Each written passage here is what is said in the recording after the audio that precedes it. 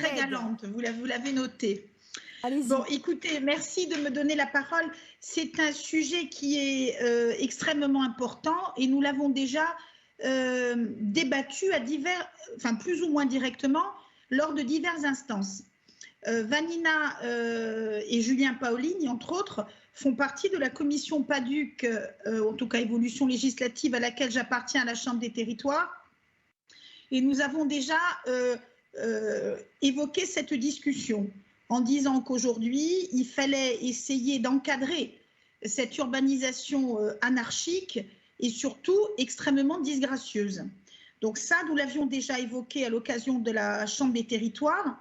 Nous l'avons évoqué également indirectement lors des assises de l'Office du foncier, enfin du conseil d'administration de l'Office du foncier cette semaine, où effectivement nous avons noté qu'il y a plusieurs interlocuteurs qui peuvent intervenir. Antonia Luciani a cité le CAUE, l'AUE, l'Office foncier, l'Ordre des architectes, l'Office de l'environnement. Et ça va être, le défi, ça va être qu'au-delà de ces assises, on puisse faire en sorte que tous ces différents acteurs continuent à travailler ensemble et surtout qu'au-delà de ces assises, où je suis persuadée il y aura des conclusions extrêmement intéressantes, on soit capable de déployer opérationnellement sur le terrain tout ce qui va être dit. D'où la question, comment alors contraindre ou persuader, c'est peut-être plus politiquement correct, les opérateurs publics ou privés de respecter à minima une charte architecturale, et on va même au-delà de l'architecture, puisqu'il y a maintenant, dans des conditions de changement climatique drastique, tout ce qui pourrait être écoquartier intégré effectivement à l'architecture.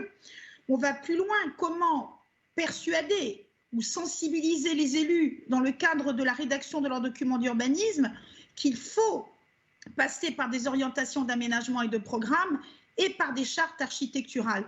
Parce que ce que l'on voit aujourd'hui fleurir le long des routes ou même au sein de certains villages, c'est ça qui est problématique, c'est-à-dire des lotissements immondes avec des parcelles de 500 mètres carrés où le premier des réflexes est de construire le mur d'enceinte, au mieux avec un grillage, au pire un mur bahut de 2,50 m. Je pense que ce n'est pas du tout ce que l'on a envie de voir chez nous. Donc extrêmement favorable pour l'organisation de ces assises, mais extrêmement vigilante et intéressée sur la façon dont on va décliner de façon opérationnelle ce que l'on va apprendre et ce qui va être dit, je dirais, dans le quotidien. Merci.